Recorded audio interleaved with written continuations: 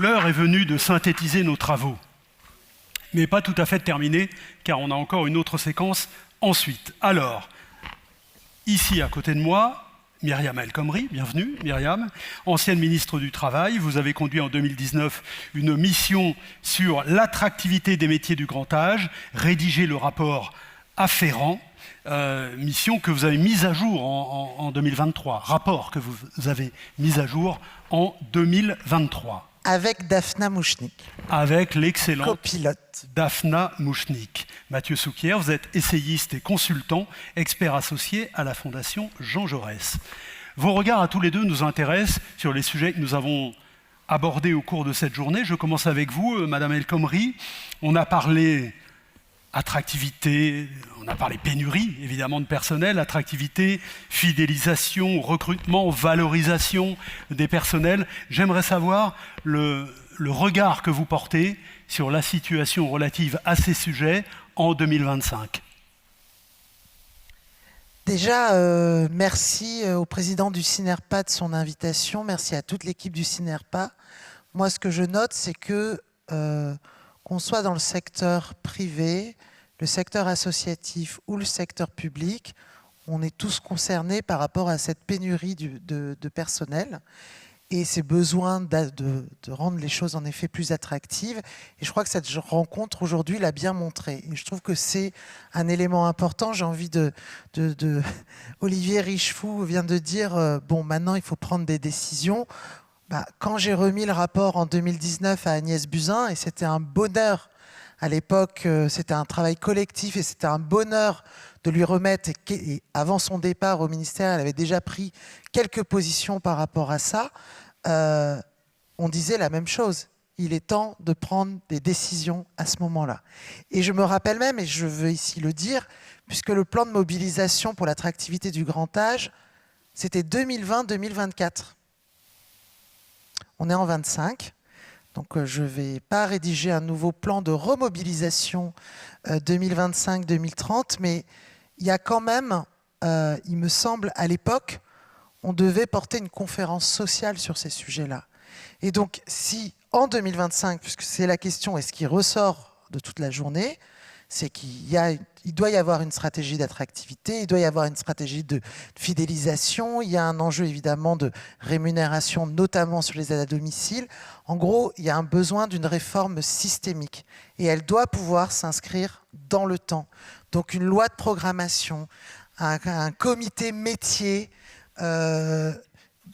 des éléments d'investissement aussi, parce que le numérique, on l'a dit sur la précédente, demande aussi de l'investissement. Voilà. Tout ça me semble aujourd'hui encore plus que jamais nécessaire. On le voit et on a, si je peux. Oui, je ne sais pas quelle est la question. Mais... Et on a, non, est-ce que vous me laissez encore quelques minutes ou c'est... on va échanger. Ouais. Je vais peut-être demander à Mathieu d'abord son regard sur la. Juste dire une loi de programmation. Pourquoi ? Parce qu'on sait qu'on rendra ces métiers attractifs que si et seulement si on a une vraie réforme systémique qui touche tous les leviers. Le levier de l'organisation du travail, on l'a très bien montré dans la journée, le levier de la baisse de la sinistralité, le levier de la formation et bien sûr les enjeux de rémunération.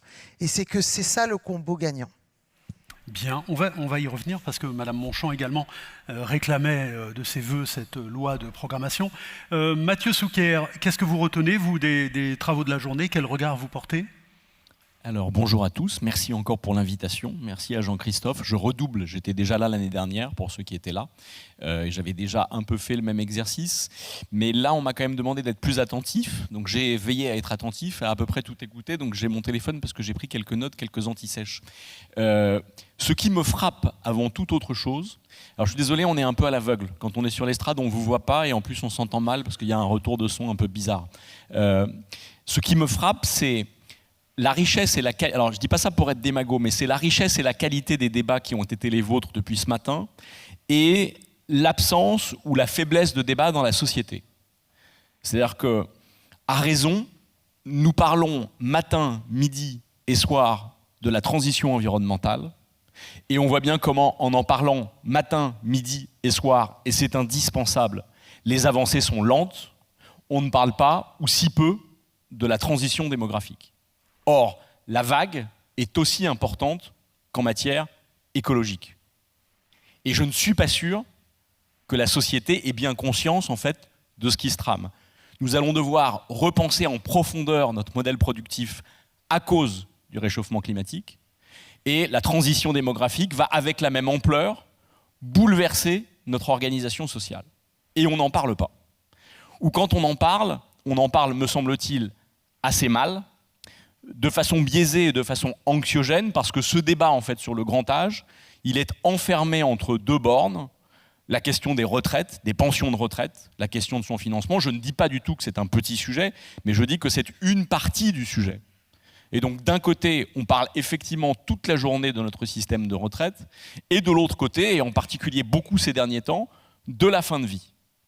Or les deux sujets sont en fait anxiogènes, parce qu'on parle de l'argent qu'on n'a pas pour financer le système, ou qu'on pense ne pas avoir, et on parle de la mort, l'argent et la mort. Là où du coup, on oublie quand même de parler du sujet de façon positive et souriante, aussi positive et souriante que possible, c'est-à-dire ce progrès considérable qui fait que tous, ou presque tous, nous vivons beaucoup plus longtemps que nos parents ou nos grands-parents, et en bien meilleure santé. Et ça, précisément, on ne le dit pas assez, y compris pour que les gens portent un regard beaucoup moins sombre sur notre présent, et on ne dit pas précisément, encore une fois, les conséquences majeures sur nos grands équilibres économiques et sociaux que cela va avoir, et pas qu'en pire, pas qu'en problématique.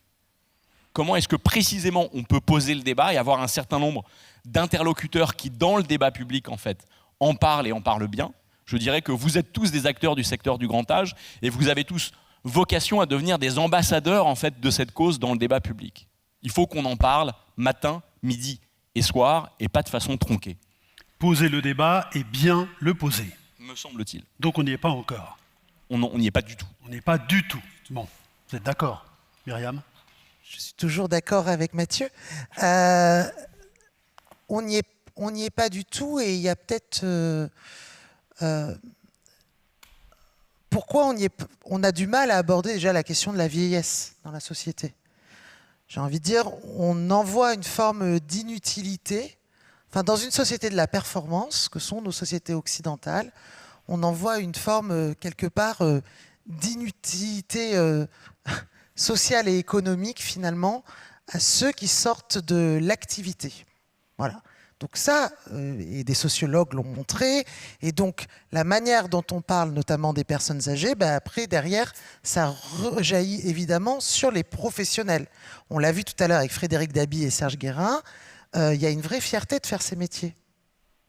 Il y a même une demande très forte de dire « j'ai pas envie de choisir entre agir vite et agir bien ».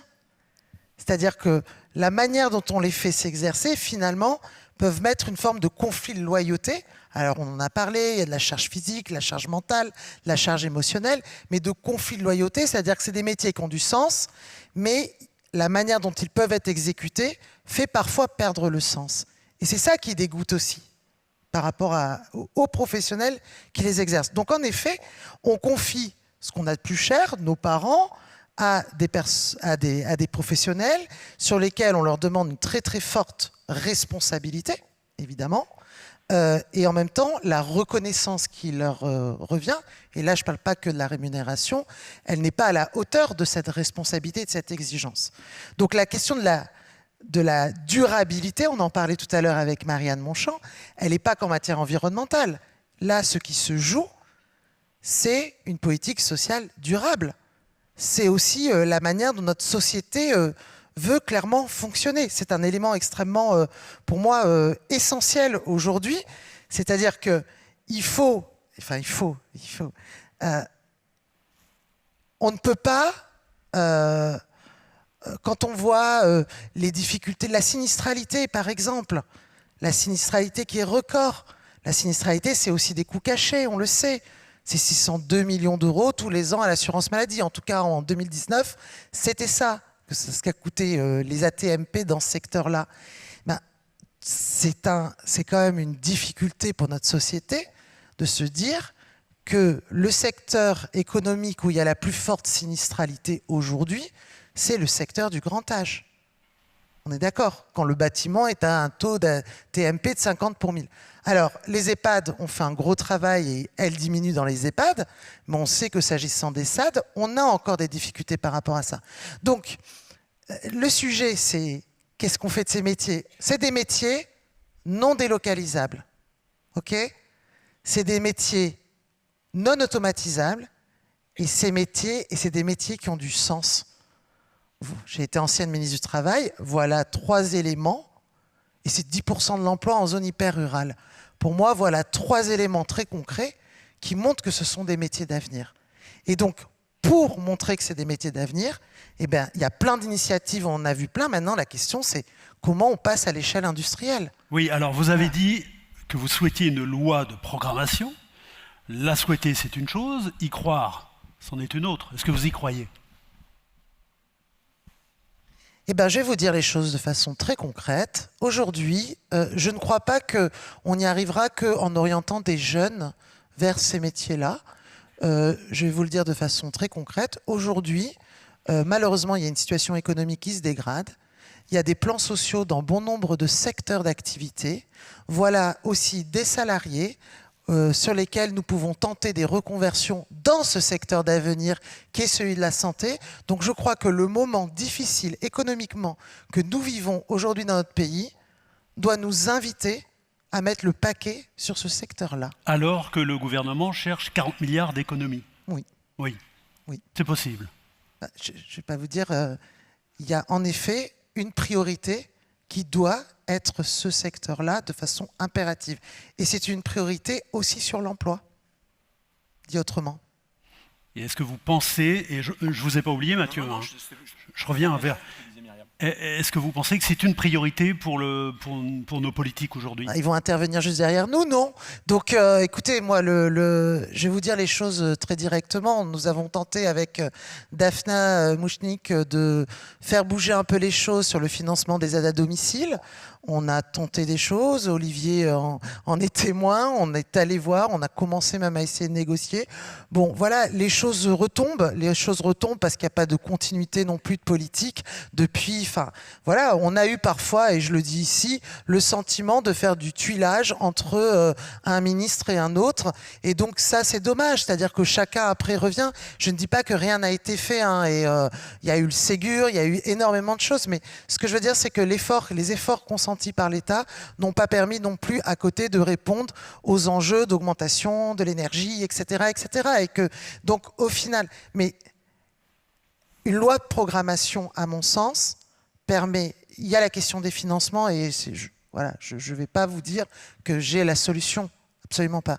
Mais je pense que notre pays a tout intérêt à investir massivement ce secteur-là. C'est à la fois un secteur en termes d'emploi, c'est d'abord, une exigence morale, éthique en direction des personnes âgées. C'est aussi un secteur où nous avons bon nombre de professionnels avec plus de 200 000 départs à la retraite dans les prochaines années.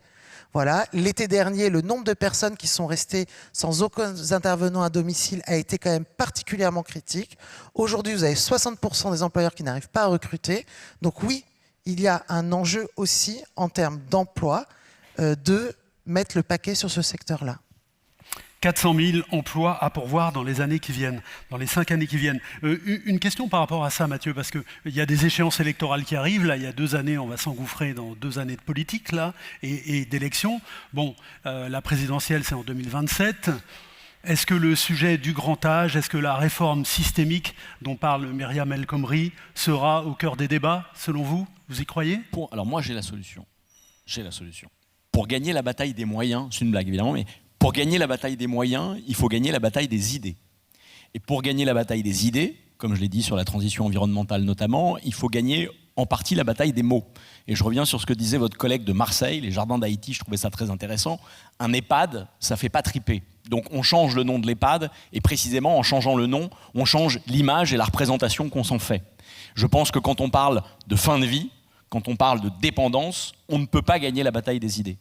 Si en revanche, on fait évoluer le wording, comme on dit, vers quelque chose qui ressemblerait par exemple au bien vieillir, c'est-à-dire la question du bien-être que tout le monde se pose au travail ou ailleurs, la question du bien-être appliqué au grand âge, déjà on commence à faire bouger les lignes.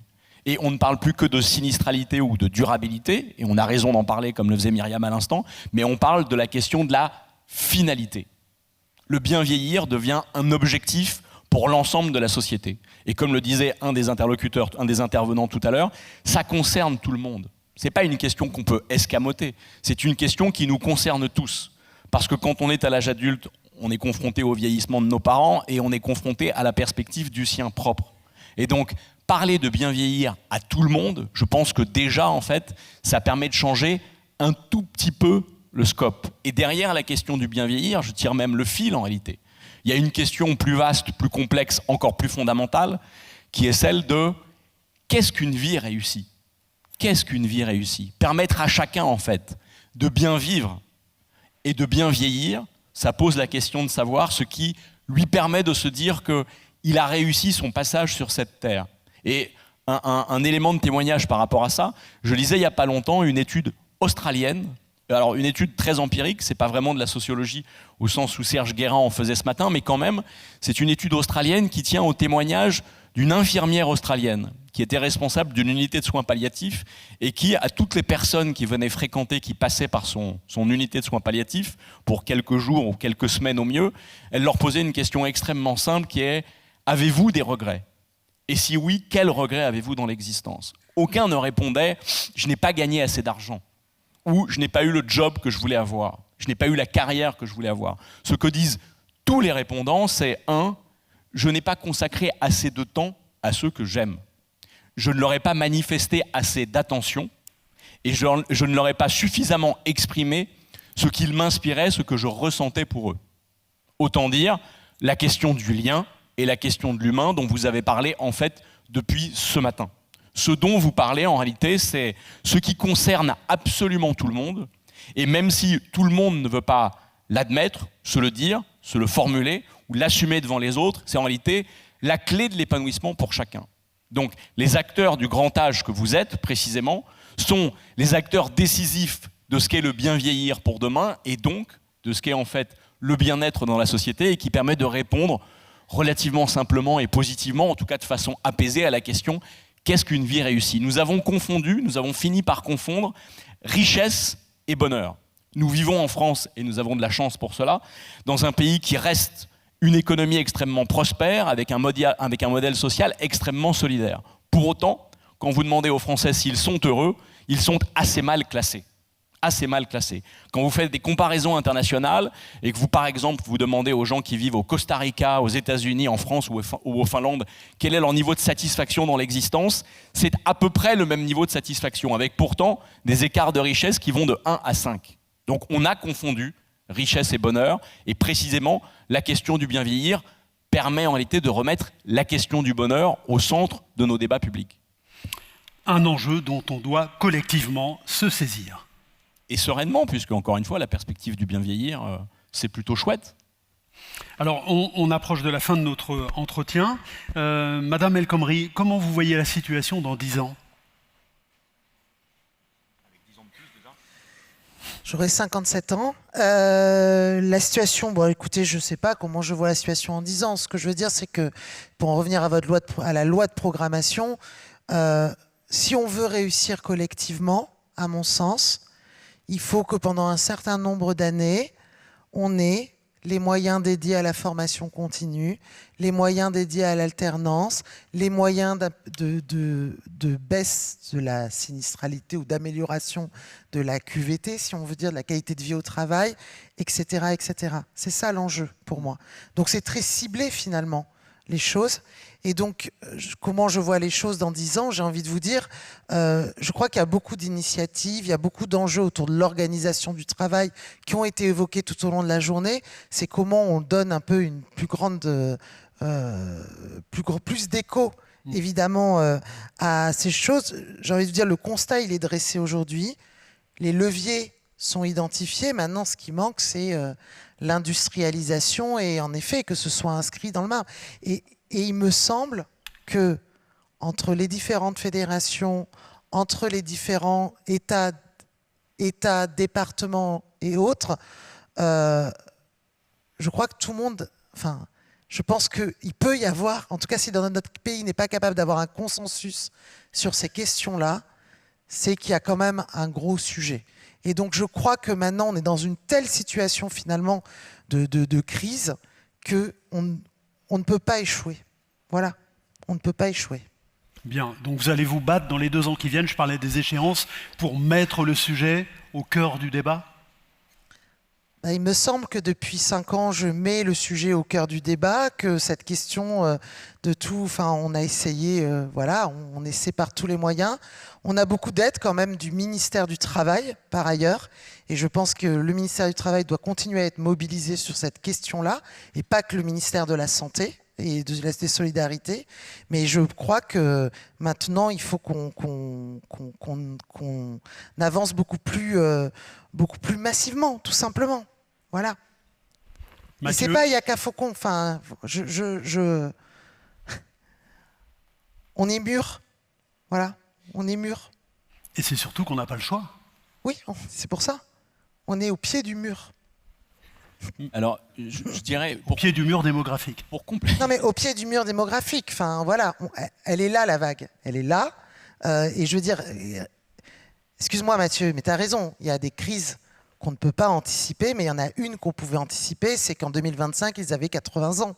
Donc voilà, je veux dire, on est dedans. On est vraiment, à mon sens, dans cette difficulté-là, qui n'est pas que française. Hein, qui n'est pas que française. Hein. Mais s'agissant des professionnels aujourd'hui, il me semble que si on veut renverser la table, il faut que les choses soient beaucoup plus processées, cadrées. Alors, comme le dit Myriam, il faut agir, mais j'ajouterais quand même qu'il faut agir différemment. Et alors, j'ai pas non plus la solution miracle pour de vrai, mais je me dis quand même qu'il faut agir différemment pour une raison simple. D'abord, la réalité sociale qui est la nôtre. La réalité sociale qui est la nôtre, c'est beaucoup de progrès, je les évoquais juste avant, mais avec ces progrès, des problématiques nouvelles. La problématique nouvelle, qu'on n'a pas suffisamment en tête, mais on commence à l'entrevoir parce qu'on parle un peu de santé mentale notamment, etc., c'est l'explosion, c'est pas seulement l'augmentation, c'est l'explosion dans notre société de la solitude. Parce qu'il y a des étudiants qui vivent seuls et qui se sentent seuls. Avant, il n'y avait pas d'étudiants où ils habitaient chez leurs parents. Voilà. Maintenant, il y a des étudiants en fait, qui vivent seuls et qui vivent mal le fait de vivre seul. Il y a des célibataires, il y a y compris des mères célibataires, des familles monoparentales, et puis il y a des vieux qui vieillissent et qui deviennent veufs ou veuves, et donc il y a beaucoup plus de solitude dans notre société qu'avant. Il y a 13 millions, alors en fait les chiffres, les décomptes, tout ça, ça se discute, mais on dit parfois qu'il y a 13 millions de personnes qui souffrent de solitude. Donc il va quand même en fait falloir prendre à bras-le-corps cette histoire de la solitude qui monte, qui explose. Il y a par ailleurs un schéma de représentation qui s'est imposé. Alors, je crois que Frédéric Dabi est parti pour l'instant, mais j'allais presque oser critiquer son collègue de l'IFOP, à savoir Jérôme Fourquet, qui a imposé en fait la vision d'une société archipélisée. Fracturée. Archipélisée. Son concept à lui, c'est l'archipel, c'est-à-dire une société qui ne serait plus composée que de communautés séparées les unes des autres et vivant repliées sur elles-mêmes. Vous n'y croyez pas?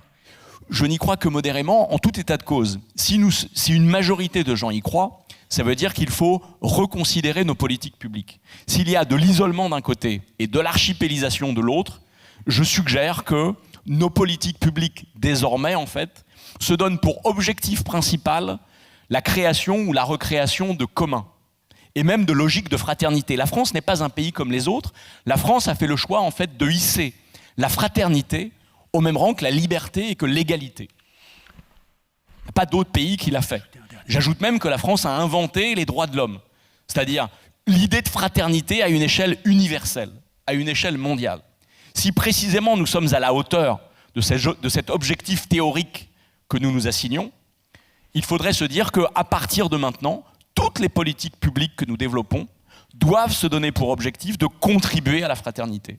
Et je vais terminer, on va dire que j'ai des actions chez lui, mais pas du tout, par encore votre collègue marseillais des Jardins d'Haïti. Je pense que par exemple, effectivement, construire des équipements où vous avez au rez-de-chaussée une crèche, au premier et au deuxième étage un EHPAD, qu'on n'appelle plus un EHPAD, au quatrième et au cinquième une résidence étudiante, et que vous dites aux étudiants, plutôt que d'aller t'emmerder à aller bosser au McDo, j'ai rien contre le McDo, j'adore ça aussi bien sûr, mais plutôt que de t'emmerder à aller au McDo, tu vas avoir une chambre gratuite, en échange de laquelle tu vas quelques heures par semaine t'occuper peut-être des bébés, t'occuper peut-être des vieux au premier ou au deuxième étage, et en tout cas organiser ta vie un peu différemment, en l'obligeant à multiplier les liens avec les autres par définition, en fait. Si vous forcez les liens entre les gens, vous finissez par leur donner l'habitude d'en nouer différemment, de se regarder différemment, de vivre différemment ensemble. Et donc je pense que cette idée de la fraternité qui fait tellement défaut, la liberté a beaucoup augmenté au XIXe siècle. C'était le siècle de la liberté. On a gagné des libertés publiques. Au XXe, on a travaillé sur l'égalité, avec des droits sociaux nouveaux. Je ne dis pas que la liberté est garantie à chacun, je ne dis pas que l'égalité règne dans notre société, mais ce qui semble aujourd'hui faire défaut, c'est la fraternité. Et le secteur du grand âge me paraît être un magnifique terrain d'expérimentation pour se dire que nous mettons davantage de fraternité dans notre fonctionnement collectif. Bien, en un mot, Myriam El Khomri, vous y croyez à la société que décrit Mathieu ? Il me semble qu'il y avait un candidat à l'élection présidentielle en 2017 qui avait basé aussi sa campagne sur la société de la bienveillance. Je pense que ça serait super de finir Emmanuel Macron, et je pense que ça serait super de finir son quinquennat par la mise en œuvre de cette société de la bienveillance, et que le sujet qui nous occupe aujourd'hui répond complètement à ça. Vu qu'il n'a pas l'intention de redissoudre apparemment, c'est mal parti pour les 2 ans qui viennent.